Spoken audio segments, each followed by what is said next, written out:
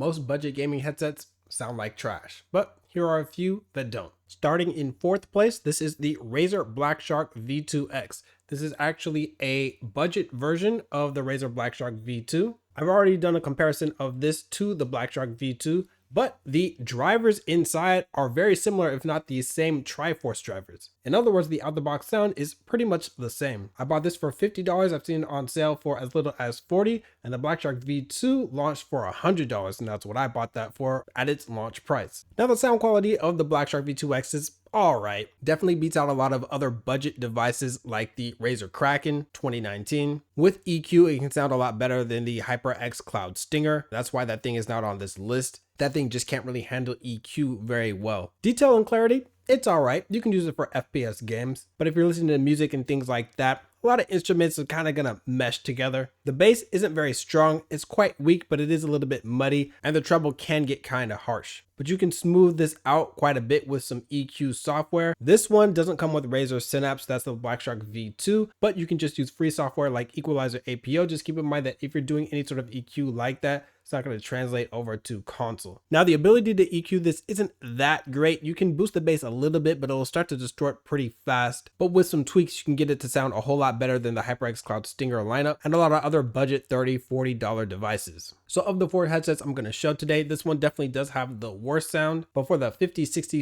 $70 range, this actually competes quite well. And again, I've seen this on sale for $40. Now I'm using a splitter with the Razer BlackShark V2 X. It comes in the box.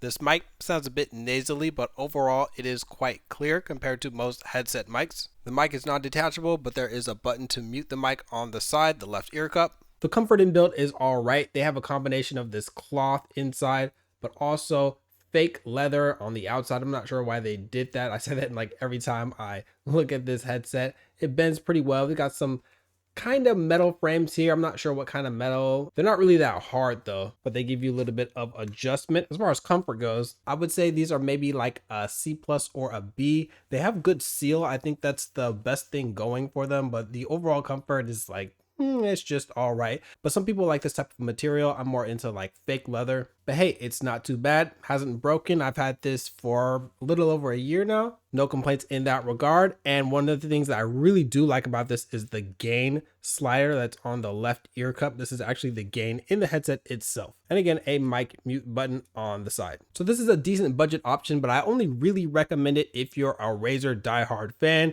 You just want Razer, nothing else. But for everyone else, I think you'll like some of my other picks even better. In third place, we have the SteelSeries Arctis 3. Now I got the console version, and I would highly recommend to get the PC version.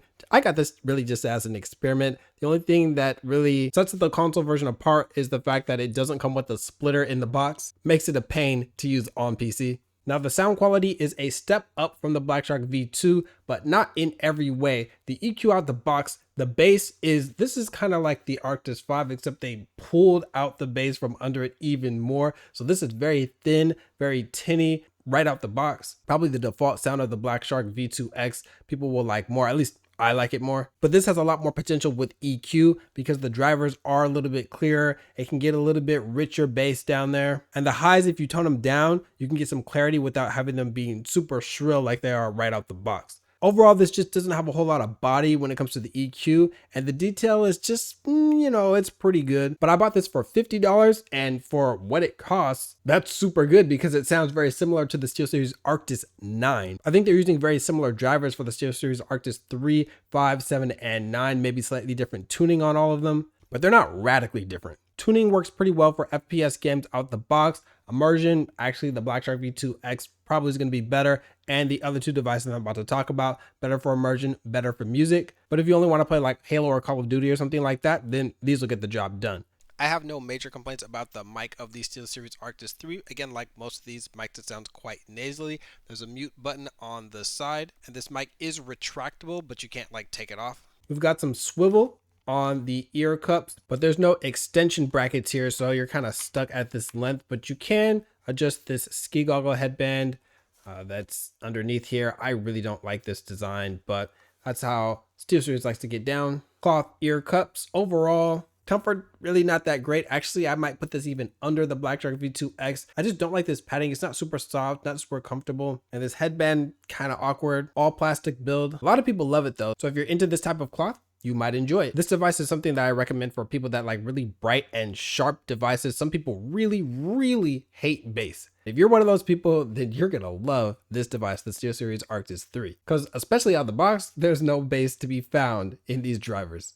In second place, we have the CORSAIR Void. Now, there are a lot of variants of this. There's 3.5 RGB Elite USB. This is what I have. I have a full video talking about the differences between the different variants. I bought this headset for $50, so really good performance for that price. This one right here is tailored towards PC, but there's console versions, wireless versions, all kinds of versions. I'll talk about it in my review.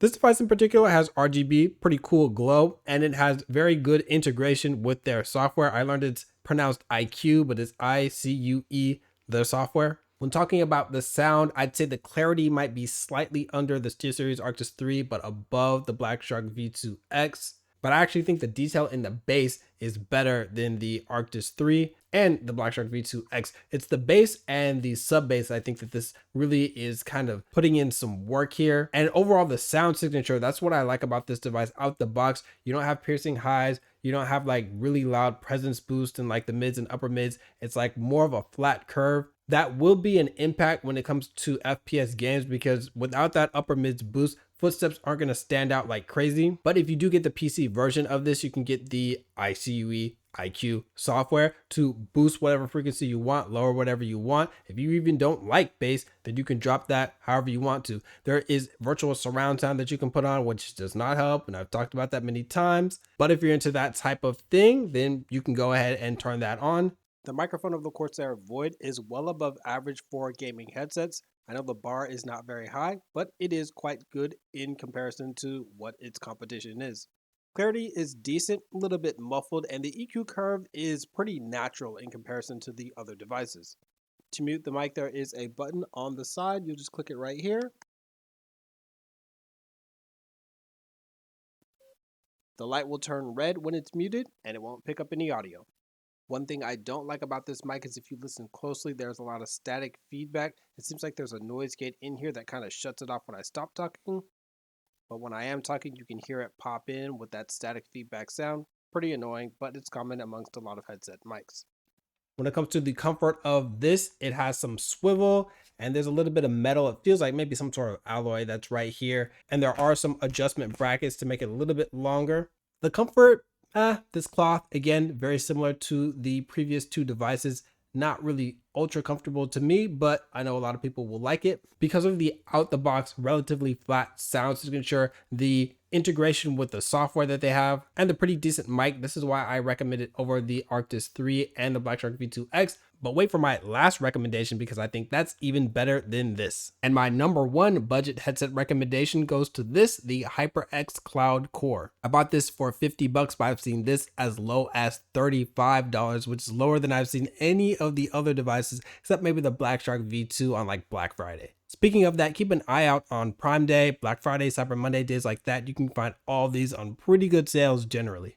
Now, I've done a breakdown video on the Cloud Core and how it compares to the HyperX Cloud 2 and the different variants of this that are kind of circulating around.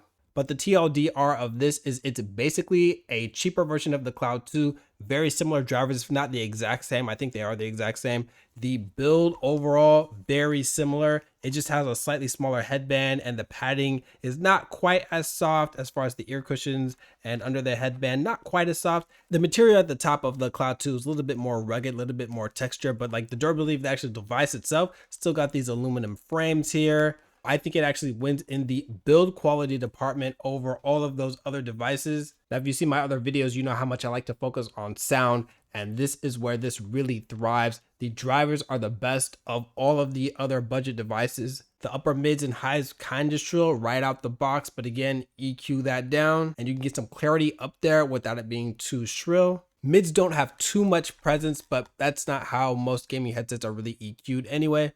And now, unfortunately, we have the worst of these mics, the Cloud Core. I'm using the USB sound card that comes with it. It causes a lot of compression. I'm going to demonstrate why the actual microphone itself isn't actually even that bad. It's just the sound card that's making it sound so terrible. So go ahead and check this out. I'm going to switch it out and use the splitter that comes with the Razer mic, the V2 X. All right, now this is the same microphone, but it's plugged into a splitter, and this is what it sounds like. The HyperX Cloud Core sounds a whole lot better when you put it in through a splitter or something like that. It's just that sound card's compression, ridiculous. And for the comfort, absolute first place. These ear cushions are just so soft, and even though it has a little bit of metal, the aluminum frames here, it's still super lightweight. The mic is even detachable on this thing. Really, you're getting like $100+ device in the HyperX Cloud 2, just in a budget package. A little bit smaller headband, not as many accessories in the box. Mine came with this USB sound card. I know some of them are coming with like a splitter or something like that, but this is the same sound card that comes with the Cloud 2. You can throw on the 7.1 virtual surround sound if you're into that type of gimmick. Mic mutes on the side. Overall, the HyperX Cloud Core is the best budget headset that I've ever used. I'm looking forward to trying more, but right now I recommend this. A link to all the headsets that I talked about are below.